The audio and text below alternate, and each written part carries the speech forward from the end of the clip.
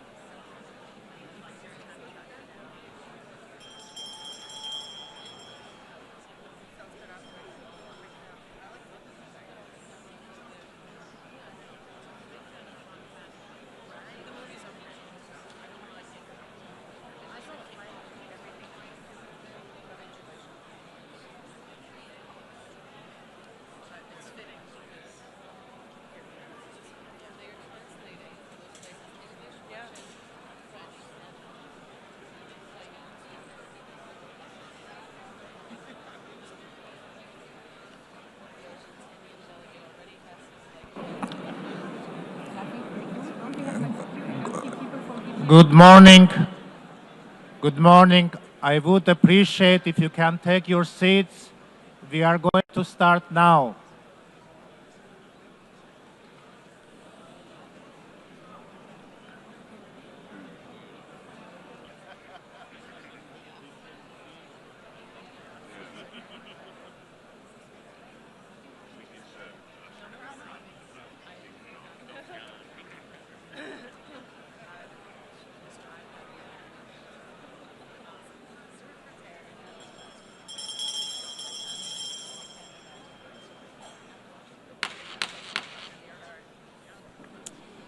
Good morning, everybody, and please have a seat.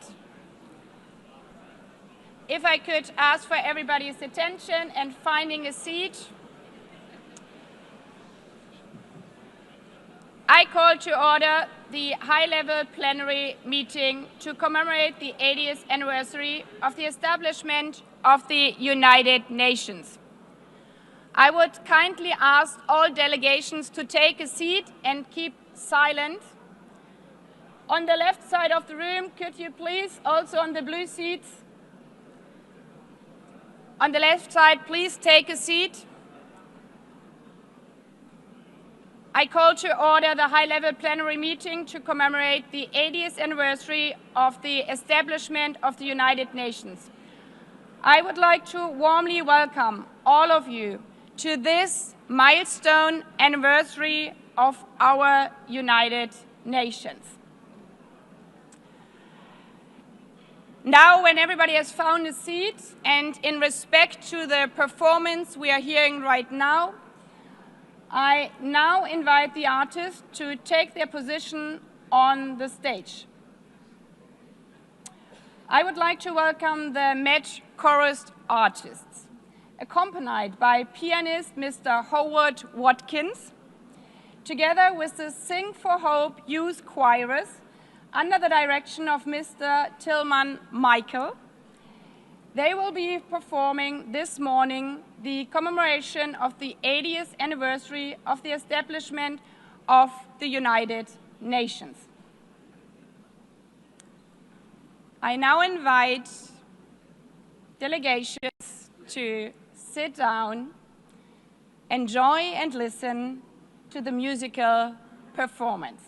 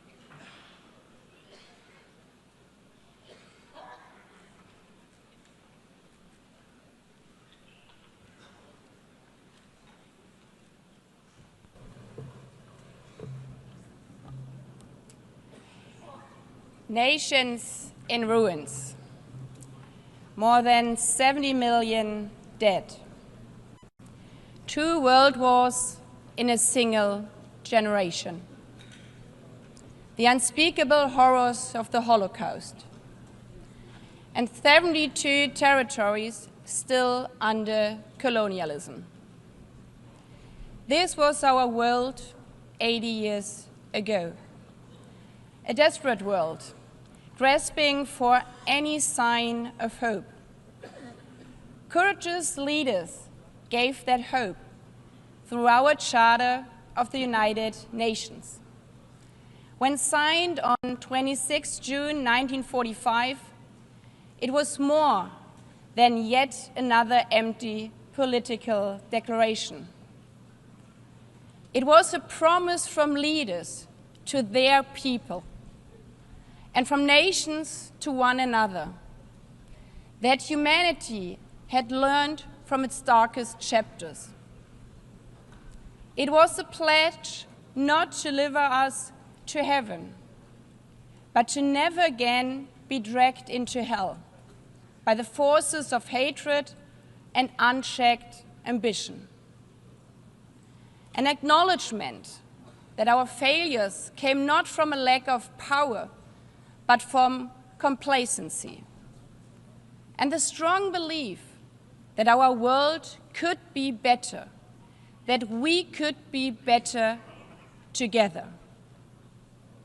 In the darkest moments of history, our grandmothers and grandfathers had the humility, grace, and I dare to say, good sense, to put aside their differences, their self-interest and their resentments, and to agree to work together. When faced with the crossroads, they chose the right path, the path of hope. But hope is not blind optimism. It's not the guarantee that everything will work out. It's a deep belief that we are doing the right thing, regardless of whether we succeed. Today, the hours indeed feel dark once again.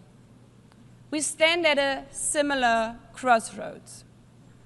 We see children without parents searching for food in the ruins of Gaza, the ongoing war in Ukraine, sexual violence in Sudan, gangs terrorizing people in Haiti, unfiltered hatred online, and floods and droughts all over the world. Is this a world envisioned in our charter? Do we really need to relearn the hard lessons? Today is not about celebrating.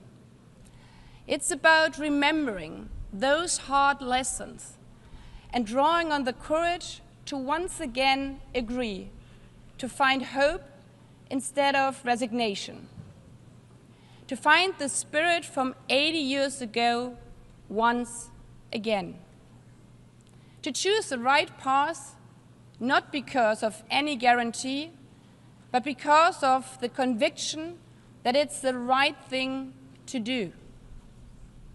Mr. Secretary General, Excellencies, Heads of States, ladies and gentlemen, allow me to thank the artists, especially the young artists, for their wonderful performance, which have set the tone for our event.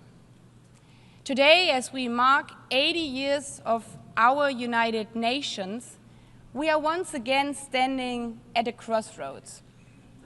We cannot take the easy path and simply give up. We have to choose the right path to show the world that we can be better together. Not because the last 80 years were perfect, not because for 80 years, because we have tried. For 80 years, this building has stood as a monument to our shared hopes for a better future. Yes, we have disagreed, we have struggled, but we have also triumphed. For 80 years, this institution has driven progress on sustainable development, peace and security, and human rights. Today's commemoration is not the story of an institution. It's the story of thousands, perhaps hundreds of thousands of people who tried to turn hope in something real. The people who stood between war and peace and chose peace. The people who are risking their lives to deliver food in Gaza. The people who are supplying education materials to girls in Afghanistan. The people who not only wear the symbol of the United Nations, but are out there on the ground, showing how we are better together. This is why this is the theme of this 80th session, better together. It's more than a hot motto, it's a hard-won truth. It's our commitment for the next 80 years. Our commitment to not only hope for problems to vanish, but to find the courage to confront them. Better together means to act where action is hard, to choose dialogue and diplomacy when division is easier. Hope at this 80th anniversary means that this session is not remembered not only for its milestone year, but as a moment when we called on extraordinary resolve equal to the extraordinary challenges we face. We owe this to the people, to the men and women, boys and girls who are not giving up, even in the darkest hours of war, who look still to the streaming blue flag for hope, the flag of our United Nations. Not perfect, not finished, but always better together.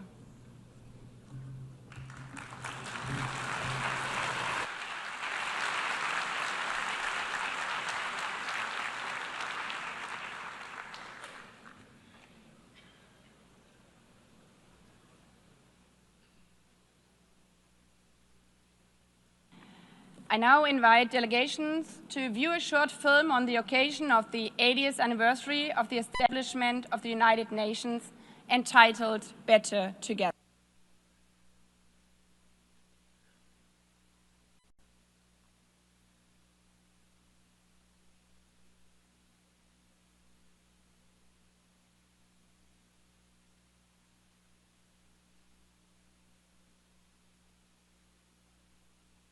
Chose peace. People who said, dignity cannot be broken. People who carried food on their backs, who rebuilt schools, who gave shelter to strangers. People who stood for the earth before it was too late. And the people who will carry it forward. The young, the unheard, the unstoppable. For 80 years, this has been and will be the work of humanity. Not perfect, not finished, but always better together. 80 years and more for peace, human rights, and sustainable development. UN.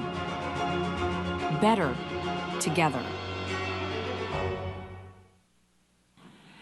I give the floor to His Excellency Antonio Guterres, Secretary General of the United Nations.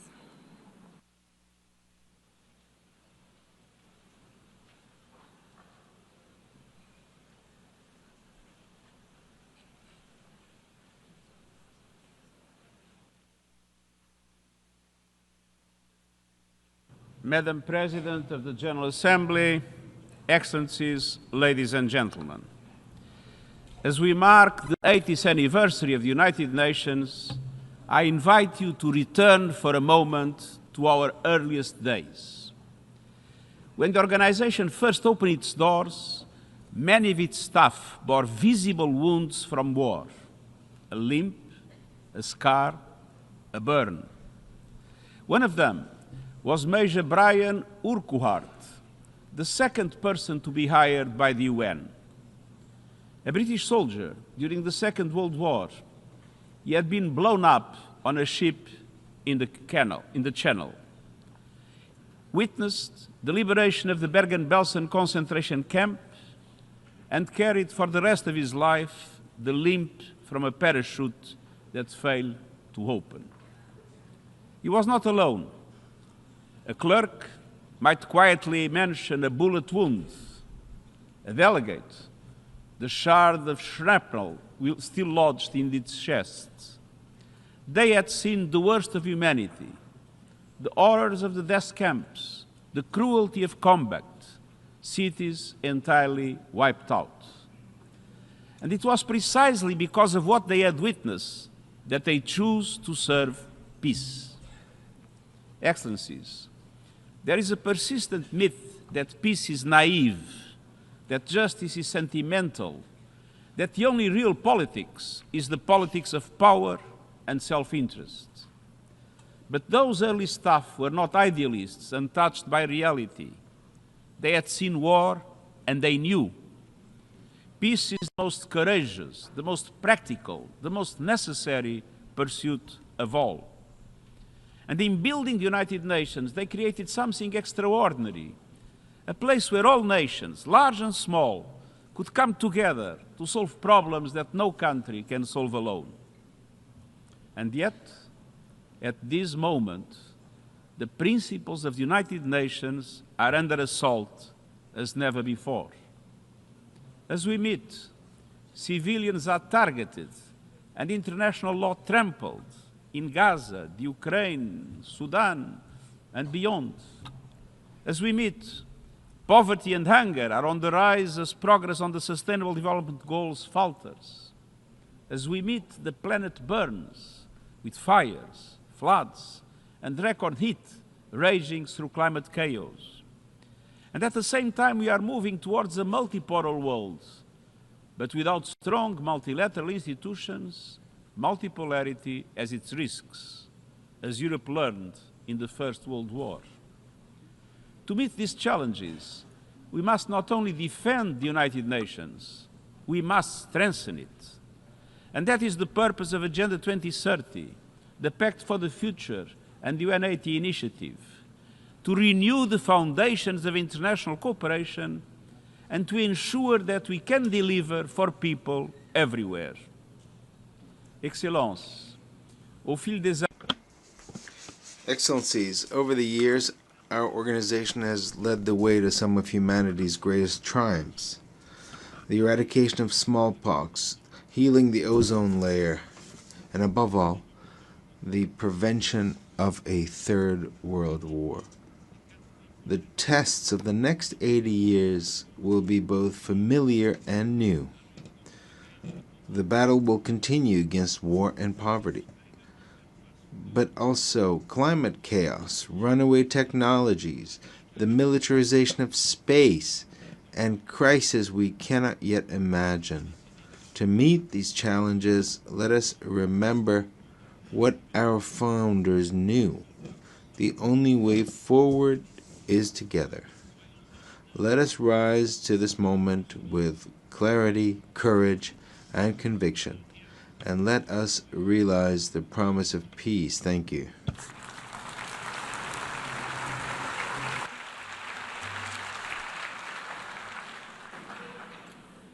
I thank the Secretary General.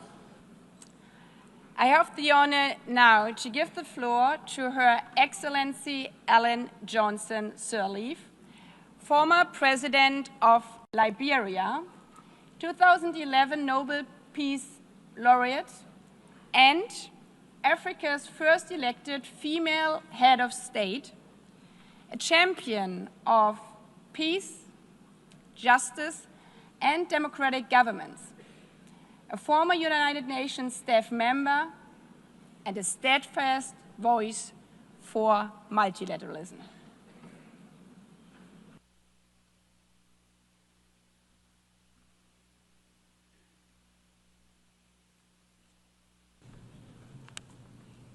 Excellencies, Madam President of the General Assembly, Secretary General, distinguished delegates, friends, I'm honored to address this high-level meeting on peace and security as part of the UN 80th anniversary. 80 years after the founding, we must recommit to the Charter, to our common security, to the belief that nations can choose dialogue over destruction. We begin in Africa, our shared cradle of resilience and hope, where democracy is weakening, where fractures across borders from Sudan to the Sahel to the Great Lakes strain our regional architecture. Yet, across Africa, communities stand up to extreme violence. Regional bodies mediate transitions, and women's groups negotiate truces when the state is distant and humanity is near. We have learned hard lessons. Prevention costs less than reconstruction. Reconciliation is a process, not an event. Peace agreements require institutions and citizens to be real. When guns fall silent, skills training, jobs, justice, and dignity must follow swiftly. Liberia's story illustrates UN-led progress and success. The largest peacekeeping force joined Africa's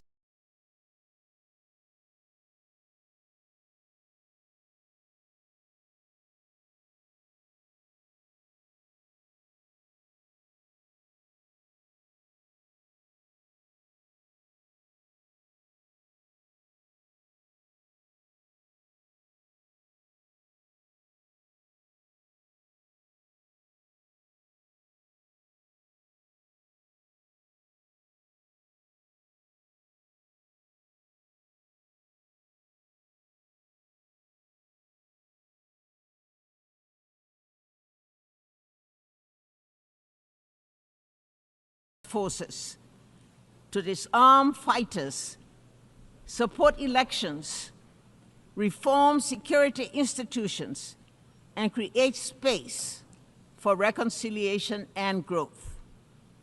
India's all-female formed police unit strengthened protection and public trust. The mission ended with Liberia standing on its own feet, out of war, into a fragile peace with accountability, inclusive dialogue, and economic opportunity for young people. We must acknowledge that the multilateral architecture built to shield future generations from war is underperforming. That global leadership lacks a unified effort to respond to a technological-enabled world. Commemoration without candor is unaffordable. The world asks whether this House will protect civilians and uphold international humanitarian law. These are not words of despair. They are summons to repair. Our answer must go beyond words. It must translate into actions felt by a family in a tent, a nurse in a clinic, a child in school. A call for change, a renewed vision of collective security, and a broader approach to the triple planetary crisis and worsening inequality. The call for the new design of a new vision, better together, must ensure immediate protection of civilians, finance for conflict prevention, proposals that pay real people, leaders who are audible and accountable. Women at the table with budgets that guarantee their participation in all peace negotiation delegations and the de-weaponization of the information space. None of this is beyond our reach. It demands humility to listen, courage to compromise, persistence to implement.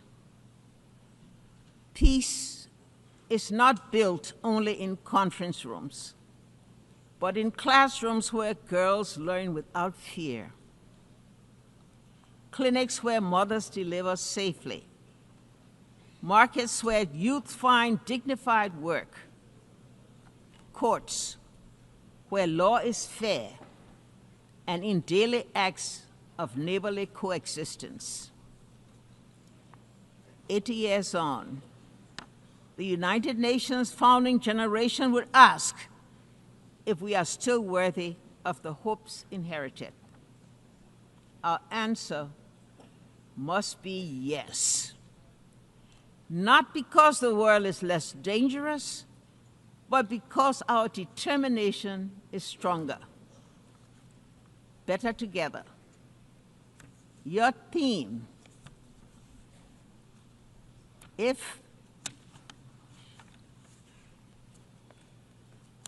better together, your theme, it must be a strategy. Regional bodies and the UN working together. Civil society and governments co-designing solutions. Women and men sharing power equally. Truth and reconciliation traveling the same road. Let us leave this anniversary with concrete commitments, funded priorities, and a timetable for action. Show those in shelters, standing in the bread lines, and awaiting news of loved ones that the United Nations, as it celebrates its 80th year, remains a place of peace, a place of refuge, a place of unity, and a place of hope. I thank you.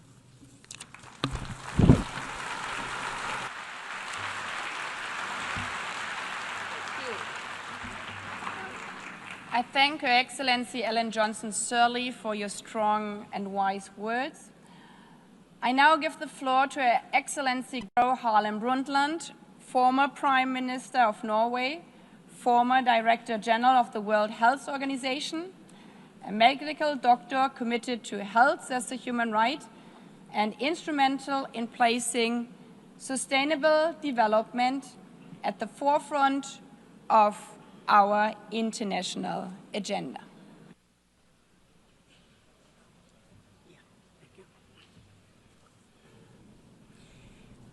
Madam President,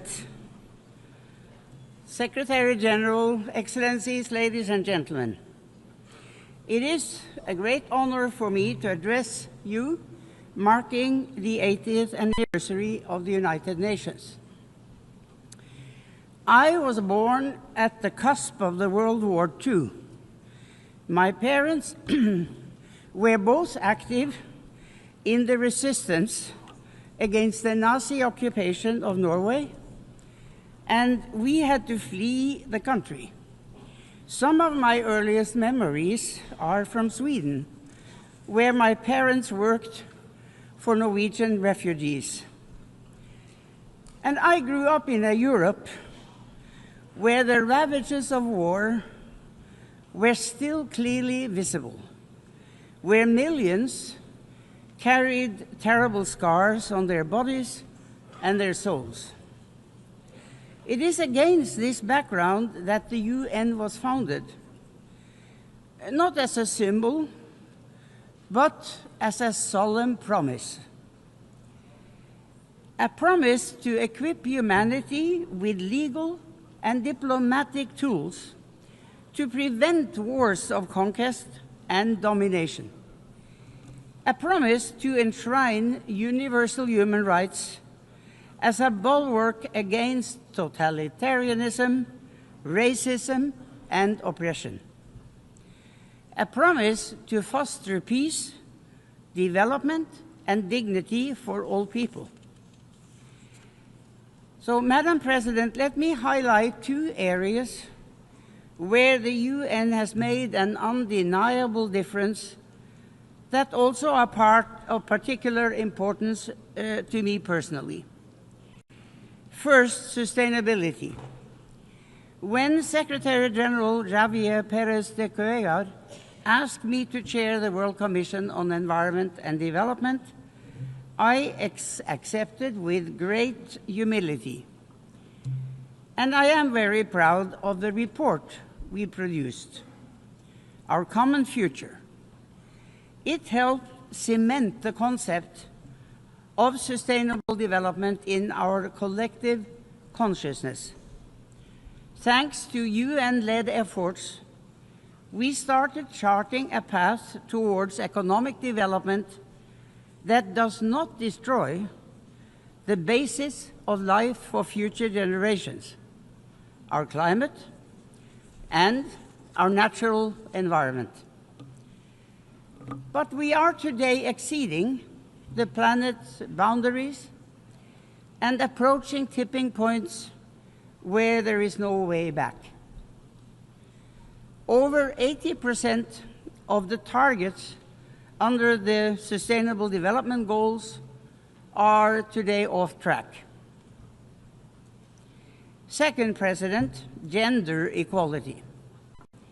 During the UN's International Year Women's Year in 1975, I had just entered government for the first time. Many of my male colleagues hardly knew how to deal with me.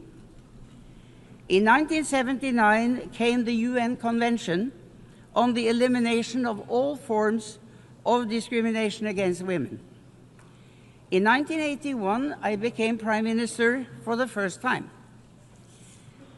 In 1995, 30 years ago this month, I delivered my address at the 4th World Conference on Women in Beijing. I spoke of the moral and economic imperative to end gender apartheid. I believed too optimistically that we would have come further by now. I did not foresee the intensity of the pushback that would come. Even today, there are countries where not a single woman sits in the highest decision-making bodies, including among the P5. But despite such adversity, the UN has methodically worked to strengthen the position of women through education, through microfinance, through work for sexual and reproductive rights and health, and through intense and effective advocacy work. With resolve and determination, we will get there in the end. So, Madam President, I have lived longer than most of you.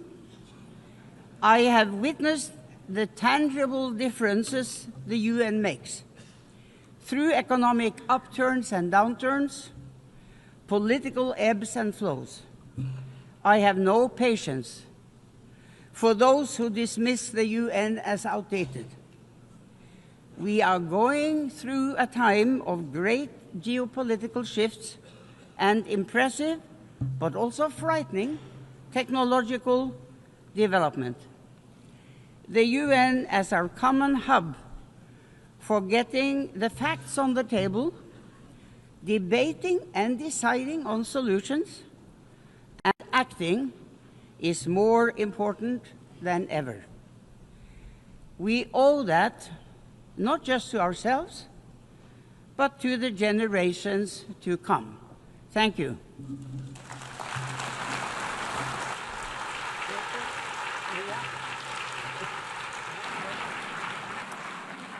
I thank Her Excellency Gro Harlem Brundtland for her blunt and powerful words.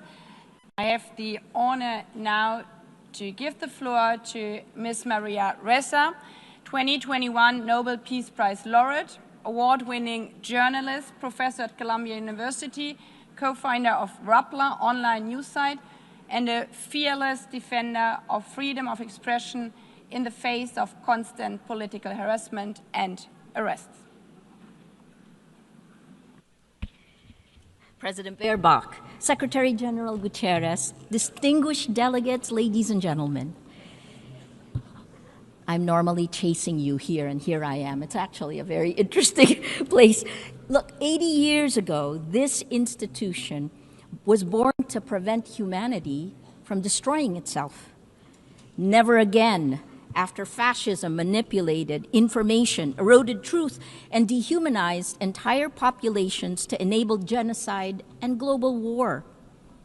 Today, we stand on the rubble of the world that was, and the challenge is to rebuild the United Nations for now, for this moment, when similar forces that led to those atrocities 80 years ago are now surging through digital platforms, insidiously manipulating us for power and profit. The biggest battle we face today is impunity, and it leads to our dehumanization in both the physical world, where wars rage from Ukraine to Gaza, and in the virtual world, where our minds and emotions are manipulated by surveillance capitalism for profit. To fight that, we need information integrity to remind us to be human. I became a journalist because information is power. But news groups lost our gatekeeping powers when an atom bomb exploded in our information ecosystem, a technological one that's silently destroying the very foundations the UN was built to protect. This is the deadliest period for journalists in recorded history. More than 240 journalists killed in Gaza alone. More than died in World War I, World War II, Vietnam, and the former Yugoslavia combined. This is unprecedented. They're targeted, and there must be accountability.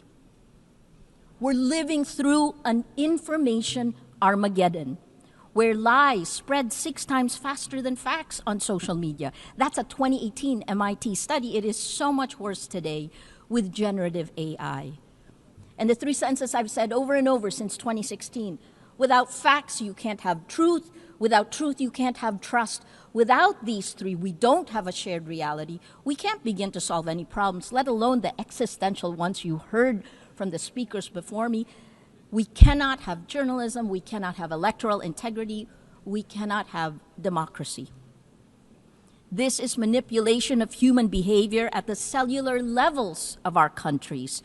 Algorithms reward outrage over empathy, spreading fear, anger, and hate, pumping us full of toxic sludge.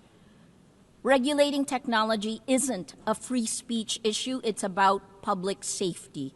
Because as has been proven time and time again, online violence is real-world violence.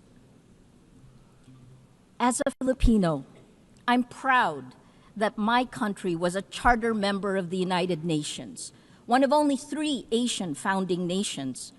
Our commitment to multilateralism and peace runs deep.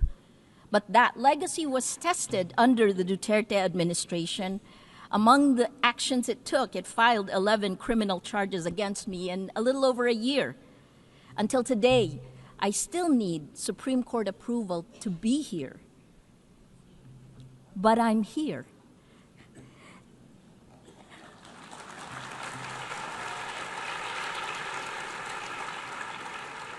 And my former president, well, he was arrested in March for alleged crimes against humanity and is detained at The Hague waiting for trial. Impunity ends. The rule of law championed now by the Philippines as it chairs the 6th Committee on Legal Questions, ultimately prevailed. We moved to it. The trends are clear. We are electing illiberal leaders democratically. As of March this year, VDEM said that 72% of the world is now under authoritarian rule. So we turn to you at the UN. It has its critics because you have to move faster. Security Council votes paralyze action on major crises. Outdated representation excludes rising powers. Bureaucratic processes respond too slowly to urgent threats. But as you know, the solution isn't to abandon multilateralism, it's to strengthen it by addressing the very impunity that undermines international law. At this time of creative destruction, I implore you to create. Here are 3 solutions. First, end big tech impunity through global accountability. We need binding standards for international to restore and regulate information integrity, just as we have for nuclear weapons and climate change. There are 2 new initiatives, first from the Vatican, created last weekend with His Holiness Pope Leo XIV, a declaration demanding artificial intelligence remain under human control with clear accountability mechanisms.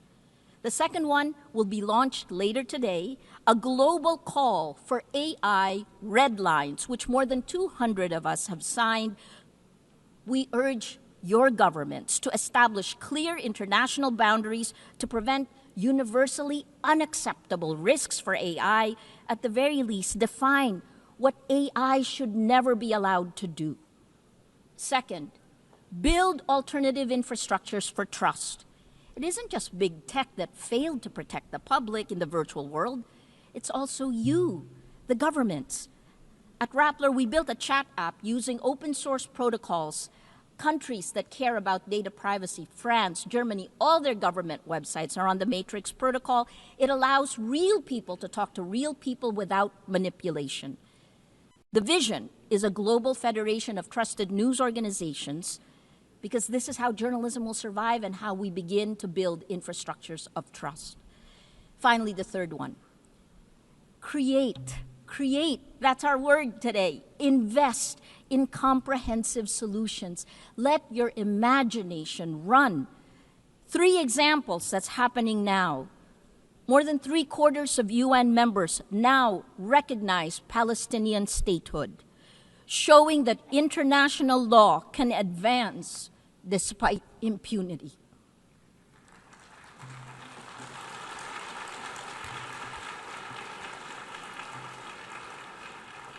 On gender, the Nobel Women's Initiative have demonstrated that in nearly every conflict around the world, women are leading efforts for peace, defying displacement, patriarchy, gender apartheid, and militarized violence every day.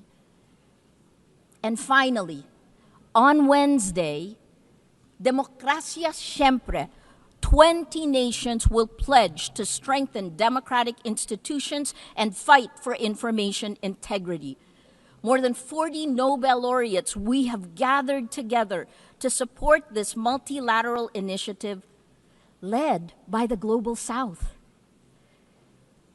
Information integrity is the mother of all battles. Win this, and we can win the rest. Lose this, and we lose everything. Please choose courage over comfort, facts over fiction, hope over fear.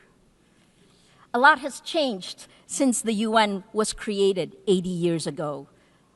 But its values, peace, human rights, justice, rule of law, these are more essential today than ever. It is time to create again, to build better, together. Please act now before it's too late. Thank you.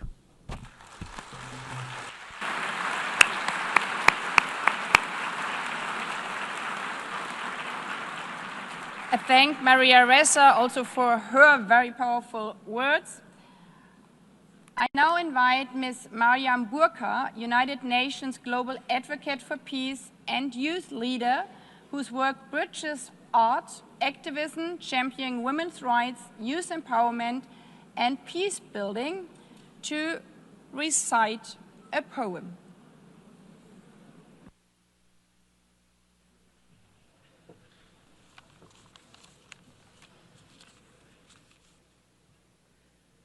The President, Secretary General, distinguished delegates, excellencies, good morning. Walking these halls, I realized that the United Nations was not built from harmony. It grew out of the ashes of war and the grief watered by the collective memory of what happens when dialogue and cooperation fails. Its foundation is not peace achieved, but peace pursued, fragile, imperfect, necessary, not just worth fighting for, but requiring a fight. And today, 80 years on, we gather to honor what has been achieved. Nations rebuilt, walls of division lowered, millions lifted by the shared will. But these are victories worth remembering, but the story is unfinished. The cracks in the foundation calls us to repair, to act, not to retreat. Our world bleeds before our eyes.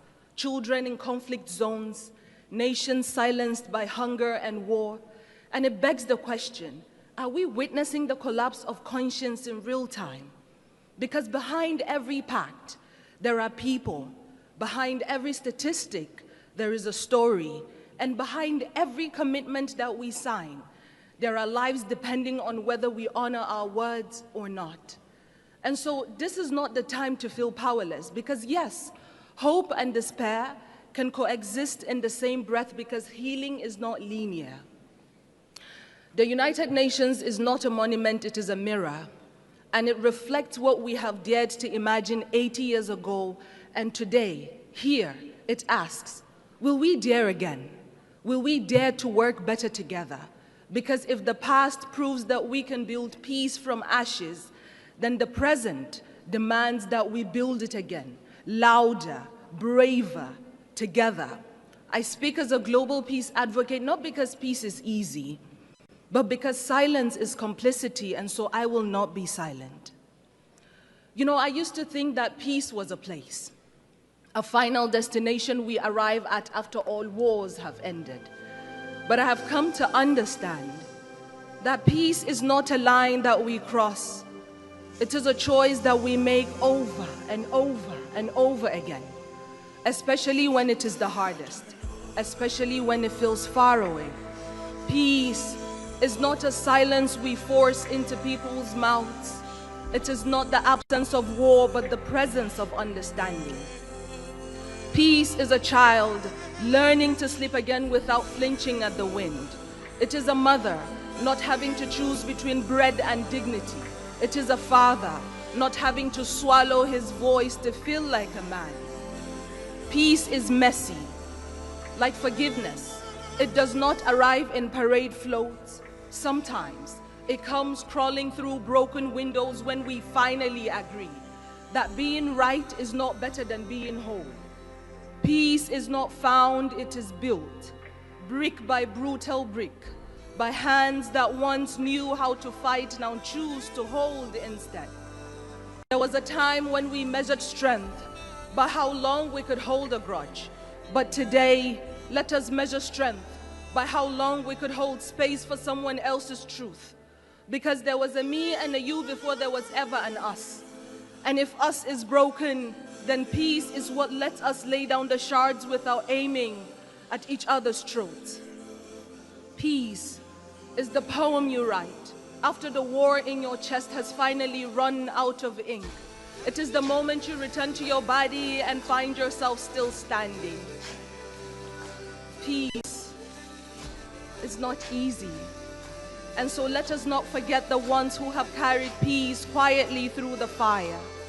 The women whose hands mend what war has torn, who rebuild homes from memory, raise children between checkpoints, hold their families like nation, because peace has always known the name of a woman, carried through the way that she chooses courage over collapse again and again.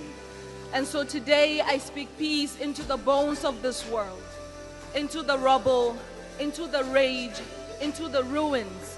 Because if war teaches us how to shatter, then peace must teach us how to stay soft, to stay human.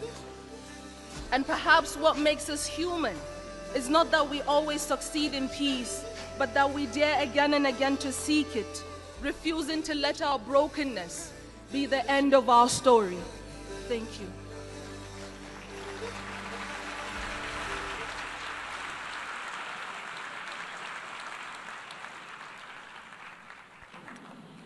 I thank Ms. Burkhan, and as we conclude and after listening to this beautiful poem, let me emphasize again, peace is only a word and better together is only a slogan until we embrace it.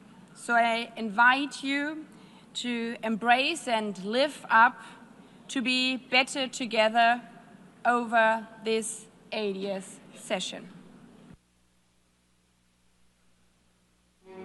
This is not the story of an institution. It's the story of people. People who stood between war and peace and chose peace.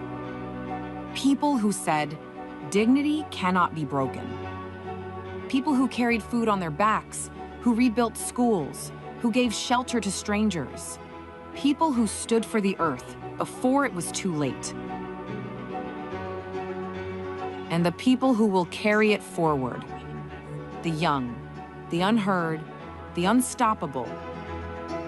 For 80 years, this has been and will be the work of humanity. Not perfect, not finished, but always better together.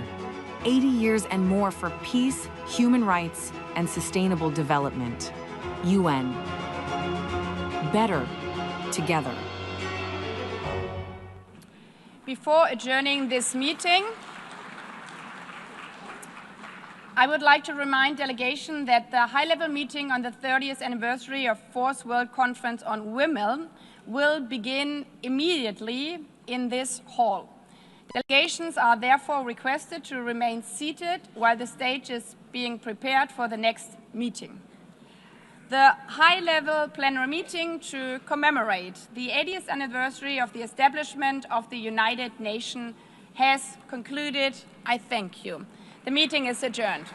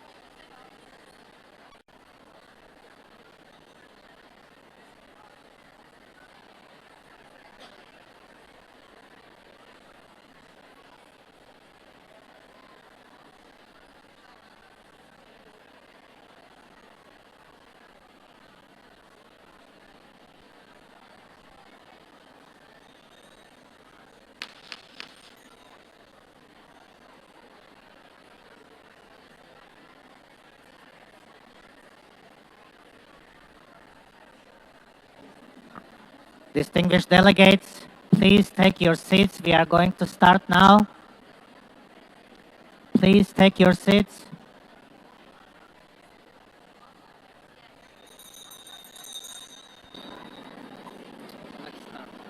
Good morning to those of you who just came into the room, and good to see the others again after our anniversary session. The high-level meeting of the General Assembly on the 30th anniversary of the First World Conference on Women is called to order.